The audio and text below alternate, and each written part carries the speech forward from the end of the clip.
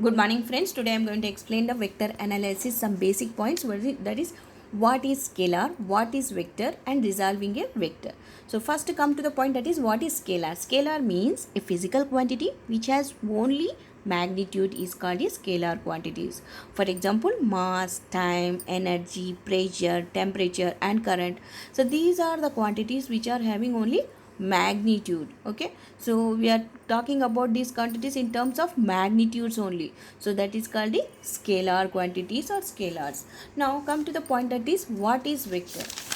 Vector means a physical quantities which has both magnitude plus direction, that is both magnitudes and direction is called a vector. For example, displacement, velocity, acceleration, magnetic field strength, electric field strength. So that is, we are in these examples, particularly we are talking about magnetic magnitude plus direction, that is velocity, in which direction the bike is moving and what is the velocity of that particular bike, that is the magnitude plus direction. So that is called a vector. Okay, now come to the point, that is resolving of a vector. So when it comes, it means, for example, let us suppose this is x-axis and this is y-axis, and a bike is moving in such a manner that is not exactly in the x-axis, not in the exactly y-axis.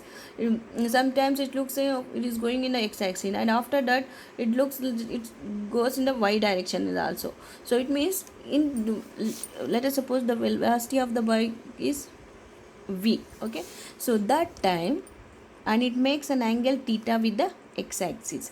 So that time this velocity is divided into two components, that is v cos theta along the x-axis and v sin theta along the y-axis. It means this velocity is divided into two components, v cos theta and v sin theta. So for that purpose, here let us take, that is a b c. We have to consider the triangle a b c. Okay, so and velocity vector is making an angle theta with the x-axis. So that time we have to consider the triangle ABC. Cos theta can be written as base by hypotenuse, that is AC by V, that is AC is equal to V cos theta. And next, in this triangle only, then sin theta can be written as BC by hypotenuse. It means BC by V, that is BC is equal to V sin theta. So we know that BC equal to the AD. I can write in place of BC AD. So is equal to V sin theta. So here always remember, when velocity is where that particular vector is making an angle theta with this x-axis. We should have to observe the vector is making an angle with the x-axis or y-axis.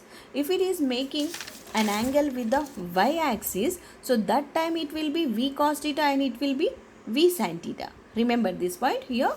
Just don't remember just like always this velocity this x-axis component is cos theta and y-axis component is sin theta. Just that is not like that. Just you remember this is making an whatever be the vector is there, that is velocity or force, acceleration, whatever be the vectors are there.